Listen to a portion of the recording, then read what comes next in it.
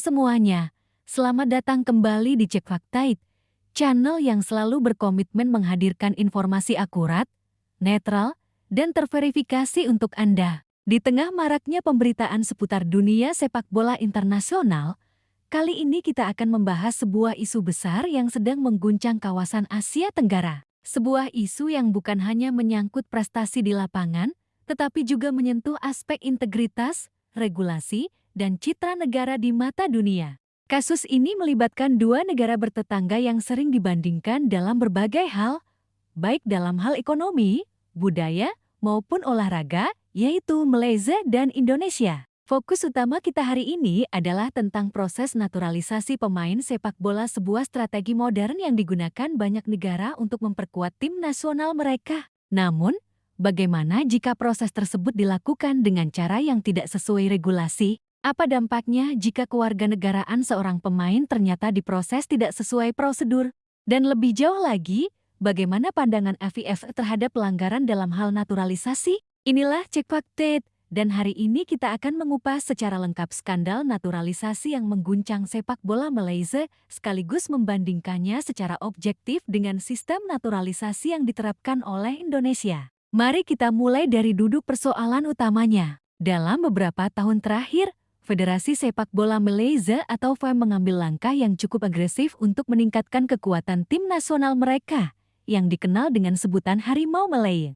Salah satu strategi utamanya adalah dengan merekrut pemain asing melalui proses naturalisasi. Beberapa nama besar seperti Facundo Garces, João Figueiredo, Rodrigo Holgado, hingga Hastor Hevel langsung didaftarkan untuk memperkuat timnas Malaysia, bahkan dalam pertandingan penting seperti laga melawan Vietnam di kualifikasi Piala Asia. Strategi ini pada awalnya dianggap sebagai langkah berani dan visioner. Banyak media Malaysia memuji FAM karena dinilai tidak ingin tertinggal dari negara-negara lain yang juga melakukan naturalisasi seperti Qatar, Jepang, bahkan Indonesia. Puncaknya, Malaysia sempat meraih kemenangan impresif atas Vietnam dengan skor 4-0 yang sontak mengangkat moral publik sepak bola mereka. Namun semua euforia itu berubah drastis ketika FIFA mulai melakukan investigasi mendalam terkait dokumen kewarganegaraan sejumlah pemain naturalisasi tersebut. Ada dugaan bahwa beberapa dokumen yang digunakan untuk mendaftarkan pemain-pemain itu ke FIFA tidak sepenuhnya valid atau bahkan dimanipulasi. Dugaan ini bukan sekadar isu kecil, karena jika terbukti, konsekuensinya sangat serius. FIFA memiliki aturan ketat terkait status kewarganegaraan pemain yang tampil dalam pertandingan internasional. Jika seorang pemain terbukti tampil menggunakan dokumen yang tidak sah, maka seluruh hasil pertandingan yang melibatkan pemain tersebut terancam dibatalkan atau dianulir. Dalam kasus Malaysia, kemenangan telak mereka atas Vietnam kini berada di ujung tanduk. Tidak hanya itu, FAM juga dikabarkan harus menghadapi denda dalam jumlah besar yang setara dengan miliaran rupiah. Cek Fakta mencatat bahwa skandal ini bukan hanya soal satu atau dua pemain. Ini adalah persoalan sistemik yang menyangkut bagaimana sebuah federasi mengelola proses naturalisasi. Banyak pengamat menyebut bahwa Malaysia terlalu terburu-buru dalam mengejar hasil instan tanpa memastikan legalitas setiap langkah. FIFA sendiri dalam beberapa pernyataannya selalu menekankan bahwa naturalisasi diperbolehkan, namun harus dilakukan melalui jalur hukum negara setempat yang sah, sekaligus mendapatkan pengesahan resmi dari FIFA sebelum pemain tersebut diturunkan di pertandingan internasional.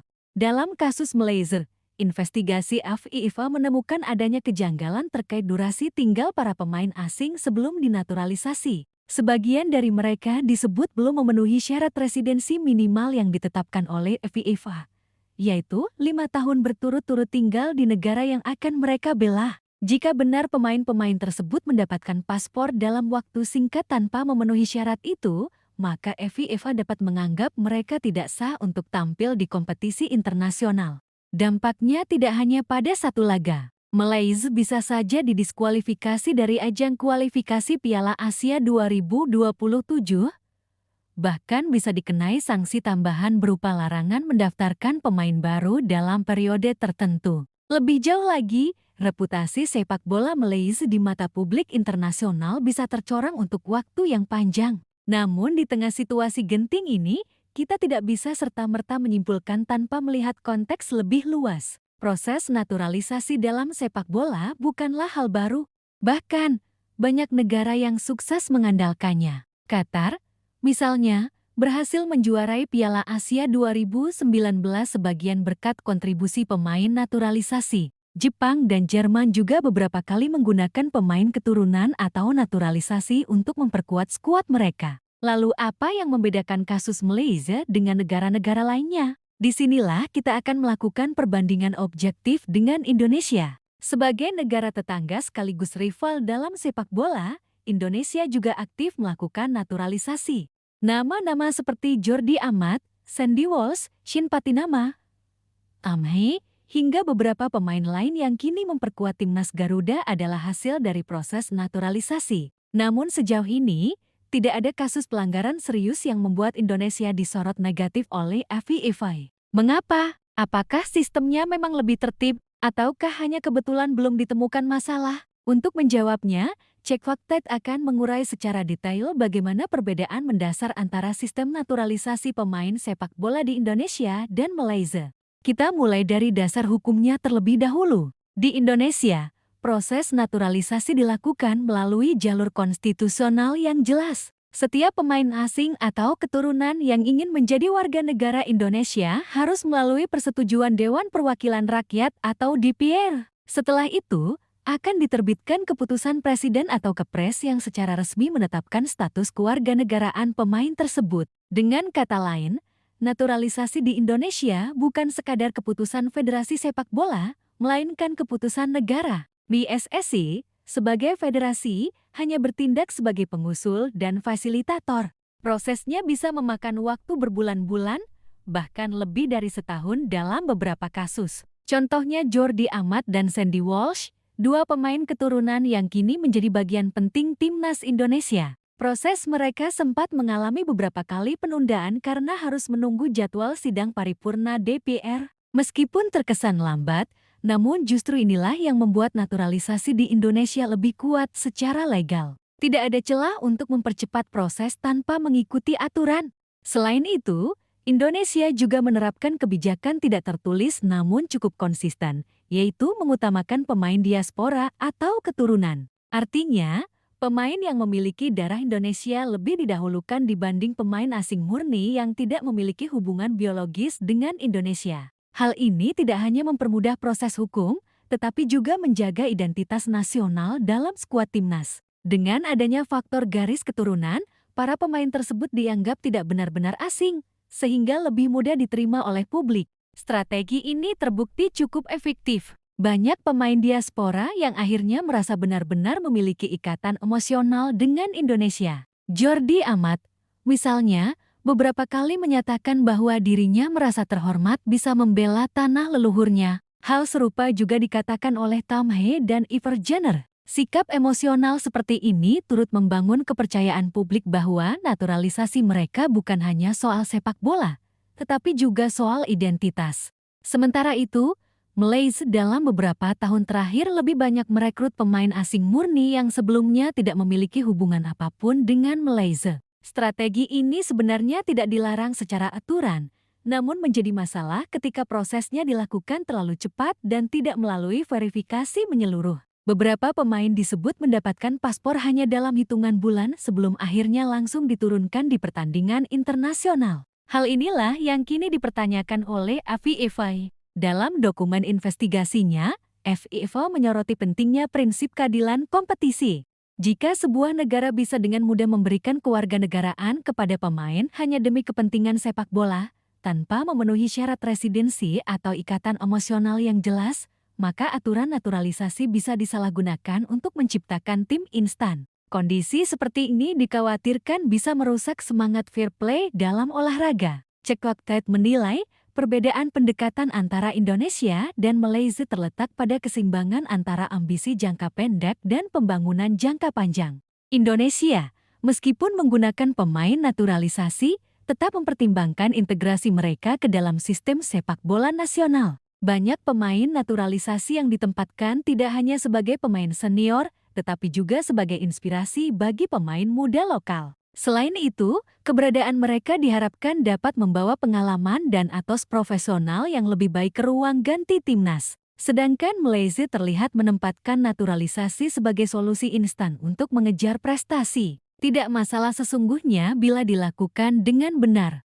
Namun, ketika terburu-buru dan tidak mengikuti standar internasional, konsekuensinya bisa fatal. Dan kini, Malaysia harus menghadapi konsekuensi itu. Yang menarik untuk dibahas adalah bagaimana reaksi publik dari kedua negara terhadap situasi ini. Di Malaysia, sebagian besar penggemar sepak bola merasa kecewa dan marah. Bukan hanya karena mereka bisa kehilangan kemenangan atas Vietnam, tetapi juga karena mereka merasa dikhianati oleh federasi yang seharusnya bekerja secara profesional. Sementara di Indonesia, kasus ini menjadi perbincangan luas namun tidak untuk mengejek, melainkan sebagai bahan refleksi. Banyak analis sepak bola Indonesia yang mengingatkan agar PSSI tidak terlena dan tetap menjaga integritas dalam setiap proses naturalisasi. Apalagi Indonesia kini mulai dipandang sebagai salah satu negara dengan sistem naturalisasi yang cukup tertib di Asia. Dalam beberapa pernyataannya, PSSI bahkan menegaskan bahwa mereka tidak akan menurunkan pemain naturalisasi sebelum seluruh dokumen dinyatakan lengkap dan telah mendapat persetujuan resmi dari FIFA. Cekwaktaid juga mengamati bahwa FIFA memberikan ruang cukup luas bagi negara-negara untuk melakukan naturalisasi. Selama syarat dipenuhi, tidak ada larangan. Bahkan FIFA mendorong keragaman dalam sepak bola. Namun sekali lagi, semua harus sesuai dengan regulasi internasional. Dalam kasus Malaysia, proses pengumpulan bukti dan klarifikasi masih berlangsung.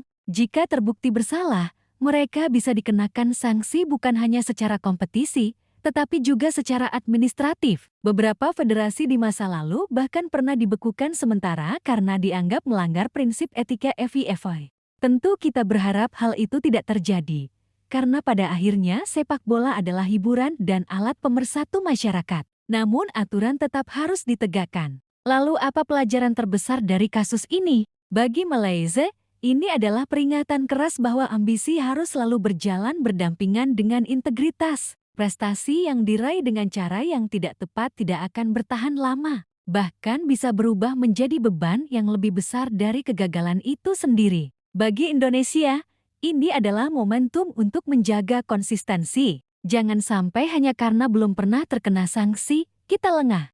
Sistem naturalisasi yang sudah dianggap baik harus terus dijaga dan disempurnakan. Misalnya dengan memastikan bahwa pemain naturalisasi tidak hanya memiliki legalitas, tetapi juga memiliki komitmen jangka panjang terhadap sepak bola Indonesia. Jangan sampai mereka hanya datang untuk beberapa pertandingan, lalu menghilang tanpa kontribusi lanjutan. Sebagai penutup, Cekwaktaid ingin mengajak kita semua untuk melihat naturalisasi bukan hanya sebagai strategi sepak bola, tetapi juga sebagai bentuk diplomasi dan representasi bangsa.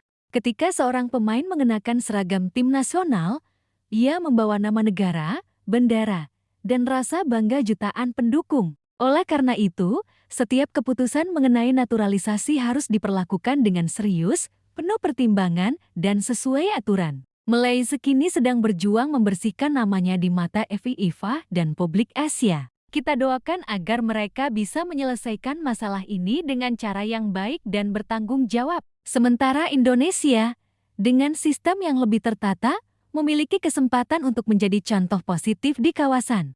Namun ingat, pujian bukan alasan untuk berpuas diri. Tantangan ke depan semakin besar. Piala Asia, Piala Dunia U20, hingga berbagai ajang internasional lainnya membutuhkan persiapan matang, bukan hanya di lapangan, tetapi juga dalam hal administrasi dan kebijakan. Terima kasih telah menyimak hingga akhir bersama Cekwaktaid. Jika Anda merasa informasi ini bermanfaat, jangan lupa untuk dukung kami dengan cara like, subscribe, dan bagikan video ini agar semakin banyak orang yang mendapatkan pemahaman yang utuh dan objektif. Tuliskan pendapat Anda di kolom komentar. Bagaimana menurut Anda tentang naturalisasi dalam sepak bola? Apakah sebuah negara harus lebih mengandalkan pemain asli? Atau sah-sah saja memanfaatkan pemain asing selama prosesnya legal? Kami sangat menantikan pandangan Anda. Sampai jumpa di video berikutnya bersama Cekwaktaid, tempat di mana fakta adalah prioritas dan netralitas adalah komitmen kami.